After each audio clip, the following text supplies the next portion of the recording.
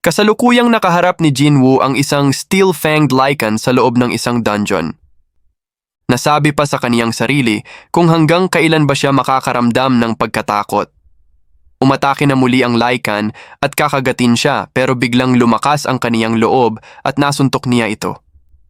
Tumilapon ang Lycan sa isang suntok lamang niya at hindi siya makapaniwala sa kanyang nagawa. Hindi pa din tumigil ang Lycan, sunod-sunod ang pag-atake nito kay Jinwoo. Naguguluhan na si Jinwoo kung ano ang kaniyang gagawin, mas malakas pa sa kanya ang Lycan.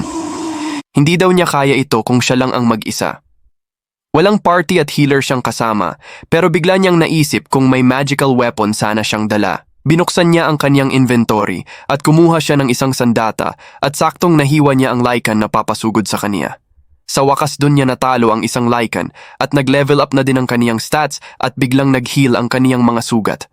Pero hindi pa nagtapos ang laban, madami pang dumadating na mga Lycans at isang buong grupo ito.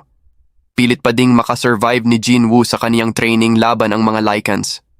Sabay-sabay na umaatake ang madaming Lycans kay Jinwoo at hindi nagpapatinag ito at pilit na lumalaban. Unti-unti na niyang napapatay ang mga Lycans at kasabayan nito ay nagle-level up din ang kaniyang stats. At dun na natapos ang kanilang laban at nakuha niya ang title na Wolf Assassin. Matapos makuha niya ang title na Wolf Assassin, kayang-kaya na niyang matalo ang mga iba't ibang mga magical beasts na kanyang kinakaharap. Nasabi pa niya na napakadali na lang daw napatayin ang mga ito. Nagpatuloy siya sa loob ng dungeon at may nakita siyang isang mahabang hagdanan. Nararamdaman niya ang malakas na presensya ng isang monster sa ibaba ng hagdanan.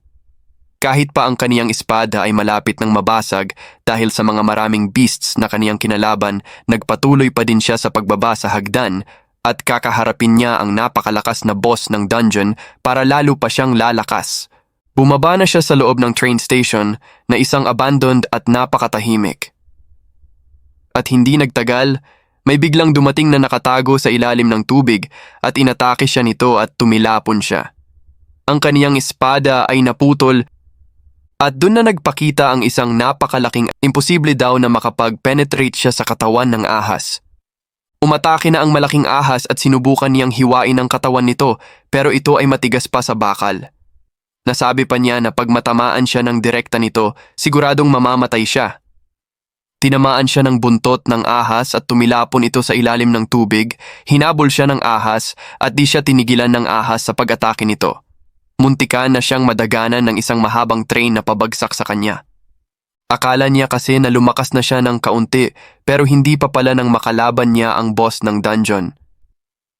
Gaano pa ba kalakas ang kailangan niyang maabot para matalo niya ang isang boss ng mga magical beasts? Hindi siya papayag na tatawagin siyang pinakamahina sa buong hunter ng habambuhay. Gusto niyang maging malakas pa. Naiipit si Jinwoo sa malaking katawan ng ahas at tumagos sa dingding. Lagi daw siyang binubuli dahil isa siyang mahinang hunter. Ikinakahiya daw niya ang kaniyang sarili, sabi pa niya. Hindi na nakapagpigil ni Jinwoo at biglang nag-iba ang kaniyang presensya dahil gusto talaga niyang maging malakas pa.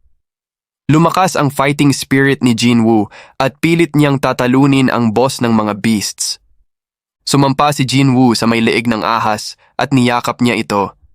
Ramdam na niya na matatalo niya ang malaking ahas at ibinigay niya ang kaniyang buong lakas para patayin ito. At nagtagumpay nga siya. Napatay niya ang napakalakas na boss sa dungeon at naniniwala siya na lumakas na nga siya ng kakaunti. Lumabas ang system notification at natalo niya ang tinatawag na King of the Swamp, Blue Venom-Fanged Kasaka. May nakuha siyang magandang sandata matapos niyang matalo ang King of the Swamp. Nakalabas na siya sa dungeon matapos talunin ang boss nito. Sa kasalukuyang pangyayari, may mga Huntesar na nahihirapang masyadong matibay daw ang depensa ng golem, hindi nila ito kayang ma-penetrate. Tiningnan ni Jinwoo ang mga hunters na kumakalaban sa golem at nakita niya na may 8 E-ranks at 2 D-ranks na kumakalaban sa golem.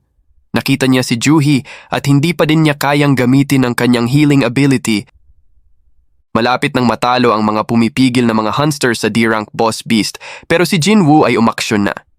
Itinira ni Jinwoo ng napakalakas ang kaniyang putol na espada sa golem at dun na nga natapos ang laban ng mga Hunter sa D-rank boss monster.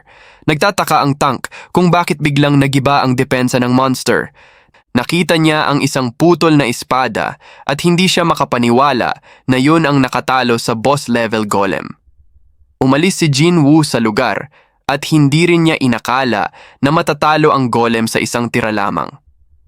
Maraming salamat sa inyong pagsubaybay sa aking mga videos at huwag kalimutang mag-like sa video at mag-subscribe with bell notification sa aking channel para updated kayo sa mga susunod na video ko.